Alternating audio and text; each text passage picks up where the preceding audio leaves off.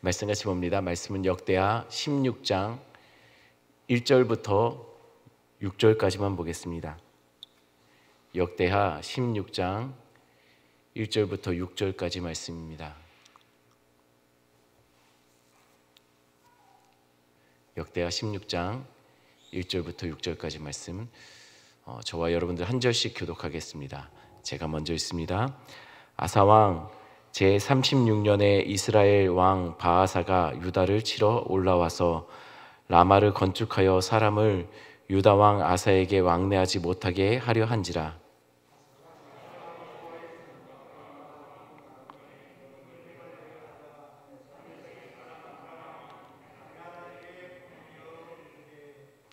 내 아버지와 당신의 아버지 사이에와 같이 나와 당신 사이에 약조하자. 내가 당신에게 임금을 보내노니 와서 이스라엘 왕 바아사와 세운 약조를 깨뜨려 그가 나를 떠나게 하라 하매.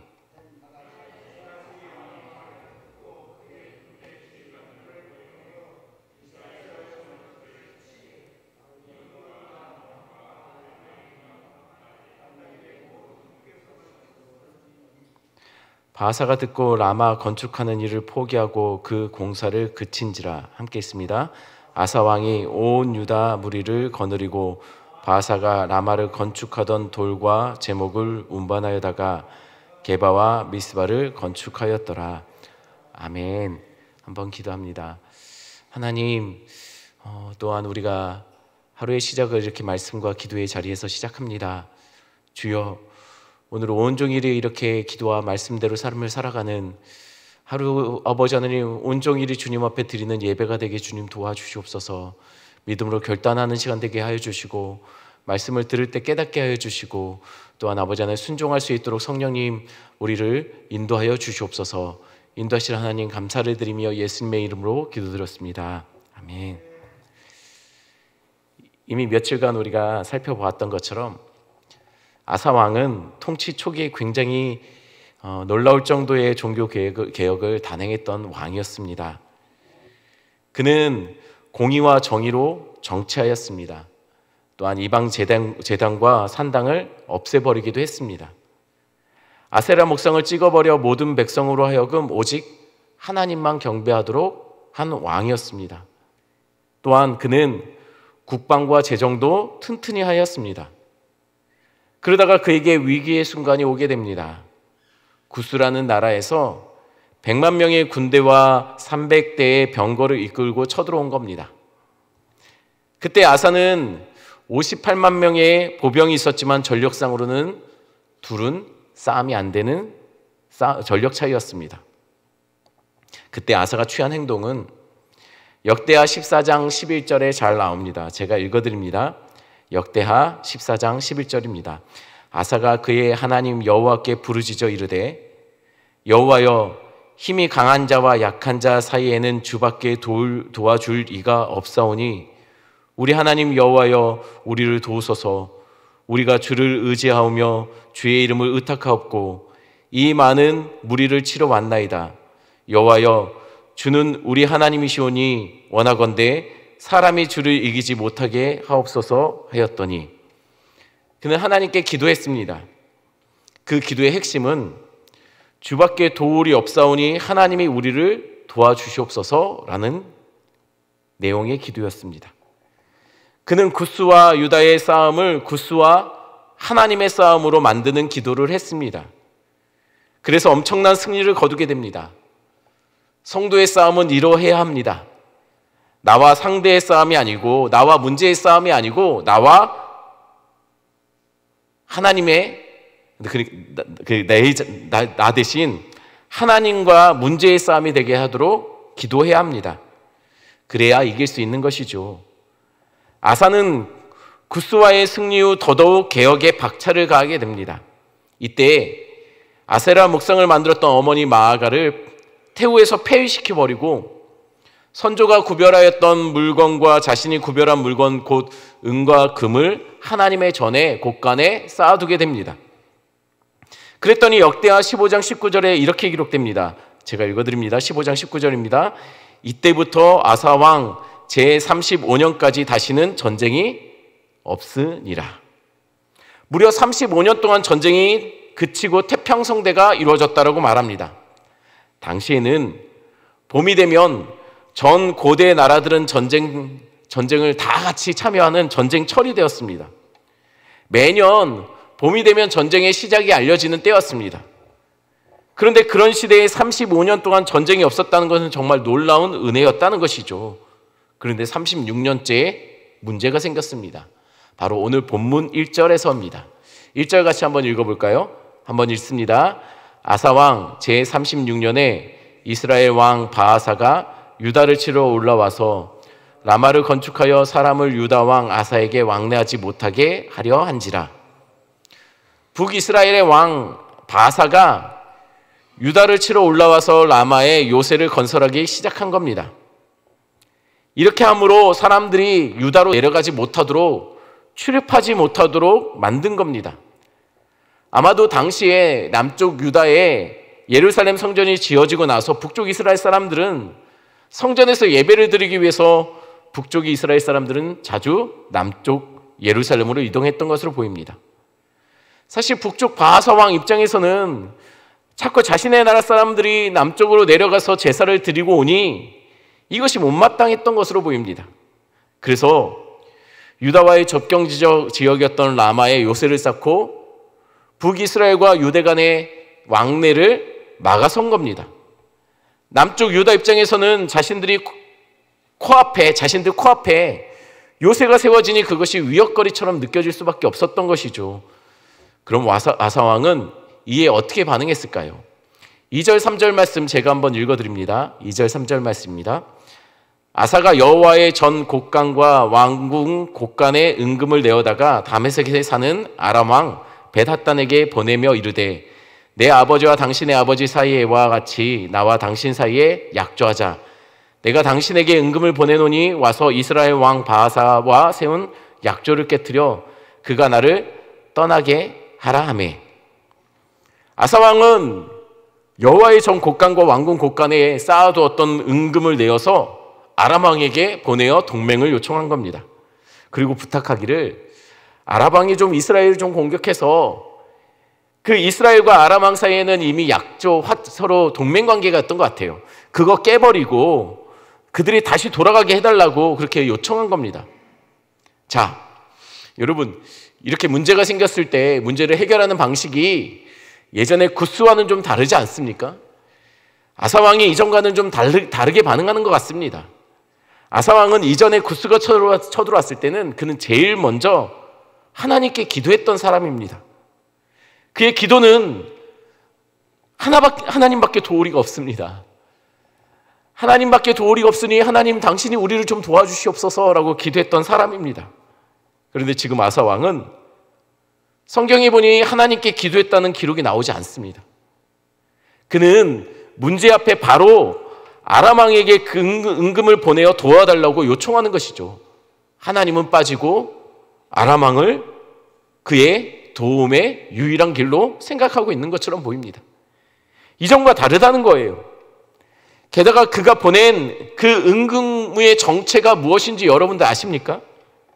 그가 종교개혁을 단행하면서 이전에 선조 때부터 드렸던 하나님의 것으로 구별됐던 것, 그리고 자신이 하나님께 이미 드리기로 구별해놨던 그 은금을 여호와의 전에 쌓아놓았던 그것을 꺼내다가 지금 아람 왕에게 보낸 거예요. 하나님의 것이기에 따로 구별해 두어서 놔두었던 겁니다. 그런데 지금 문제가 생기니 그것을 마치 자신 것처럼 사용하고 있다는 것이에요. 아사가 변한 것은 단지 하나님을 의지하지 않게 된 것만은 아닙니다. 이전에 아사는 선지자 아사라의 말을 귀담아 들었던 왕이었습니다. 선지자의 말, 하나님의 말을 무겁게 들었던 사람입니다. 그런데 아사가 다른 사람의 충고에 다르게 반응하기 시작합니다. 10절 말씀 한번 읽어볼까요? 10절 말씀 한 목소리 읽겠습니다. 아사가 노하여 선견자를 옥에 가두었으니 이는 그의 말에 크게 노하였음이며 그때 아사가 또 백성 중에서 몇 사람을 학대하였더라. 오늘 본문에 보니까 왜 하나님을 의지하지 않냐? 왜 아람을 의지하느냐라고 충고한 선지자 하나니를 아사가 옥에 가두고 또 자신의 뜻에 따르지 않는 백성들을 학대하기 시작했다고 성경이 기록하고 있습니다. 하나님의 충고가 틀렸다고 생각해서 그런 것은 아닙니다. 대부분의 충고를 받는 사람들의 이 반응은 상대의 충고가 틀렸다고 생각해서 그렇게 불편하게 반응하는 사람들은 거의 없습니다. 맞기 때문에, 오히려 맞기 때문에 맞아서 듣기 싫다는 거예요. 영적으로 문제가 생기면 옳은 이야기가 듣기 싫어집니다. 그리고 하나님께 드리기로 약속했던, 결단했던 것들이 아까워지기 시작합니다. 예배를 드리는 시간, 약속했던 헌신과 봉사가 아깝고 귀찮아지기 시작합니다. 그러면서 조금씩 그 시간을 나를 위한 시간, 나를 위해서 쓰는 에너지로 바꾸어 쓰기 시작하는 것이죠. 이때는 주변에서 아무리 충고해도 들리지 않게 됩니다. 아무리 옳은 이야기를 해도 불편하게 들리기 시작하는 것이죠. 이때가 신앙의 위기라는 거예요. 아사는 처음에는 하나님을 위해서 살았습니다. 하나님의 뜻에 최선으로 반응했던 사람입니다. 그런데 점점 아사는 하나님에 대한 관심이 자신에 대한 관심으로 바뀌기 시작했습니다. 사실 북이스라엘이 정확하게 말하면 남쪽 유다를 침공한 것은 아닙니다. 그냥 남쪽으로 사람들이 내려가지 못하도록 국경지대에 먼저 요새를 만든 것이죠. 물론 그것이 침공을 위한 하나의 거점처럼 만들려고 생각했는지도 모릅니다. 그런데 어찌됐든 간에 아직 예전의 구스처럼 그렇게 심각한 위기의 상태는 아니었다는 거예요. 그럼에도 불구하고 그는 아람 왕에게 성전에 하나님을 위해서 마련해 두었던 곳간에 있던 은금을 꺼내서 그에게 보낸 거예요. 구스라는 강대국 앞에서도 하나님만 바라보던 아사 왕이 이렇게 변해버린 겁니다. 기억해야 할 것이 있습니다. 처음에 잘하는 것은 누구나 쉽게 할 수 있습니다. 처음에 결단과 헌신은 그렇게 어렵지 않습니다. 그러나 끝까지 헌신하는 것은 사실 어렵습니다. 끝까지 수고하고 결단한 대로 살아가는 것이 그러기에 진짜 믿음입니다.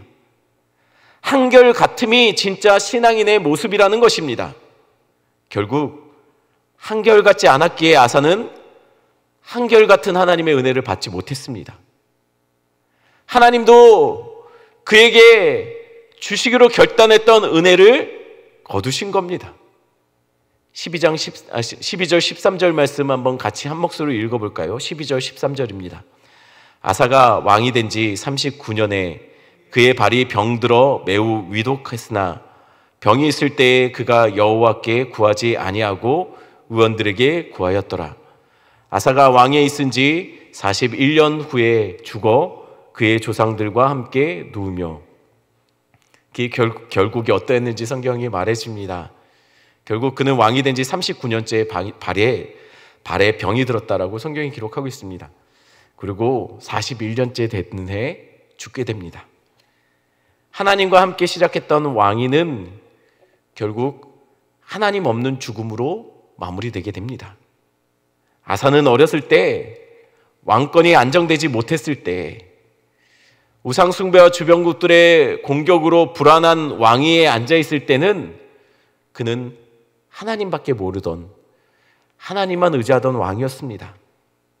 그러나 하나님의 은혜로 전쟁이 그치고 나라가 안정되게 되자 그는 하나님을 잃어버렸습니다. 혹 우리도 그런지 돌아보아야 합니다. 왜냐하면 우리도 충분히 그럴 수 있는 사람들이기 때문입니다. 진짜 조심할 때는 어렵고 힘들어져서 하나님께 밖에는 의지할 이가 없을 때, 그때가 위기가 아닙니다.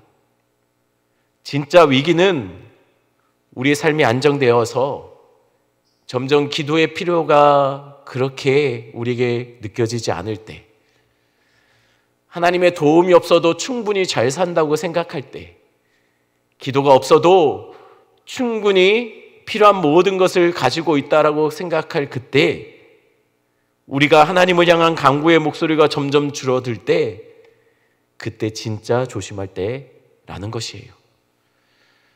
여러분 삶이 날마다 하나님밖에 없고 어떤 상황에서도 하나님만 우리의 도움 되신다라고 고백하는 우리 오산제일교회 성도들 되기를 간절히 축원합니다.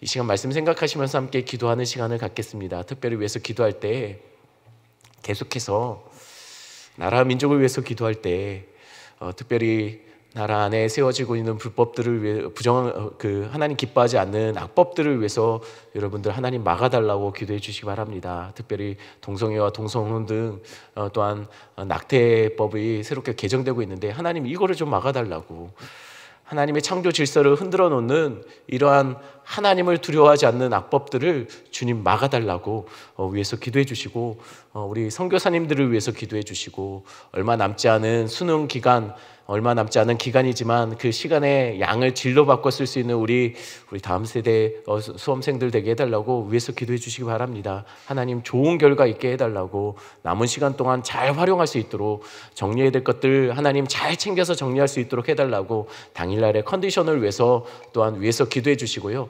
그리고 앞에 나와 있는 기도 제목 가지고 기도하시다가 자유롭게 돌아가시면 되겠습니다. 함께 기도하겠습니다.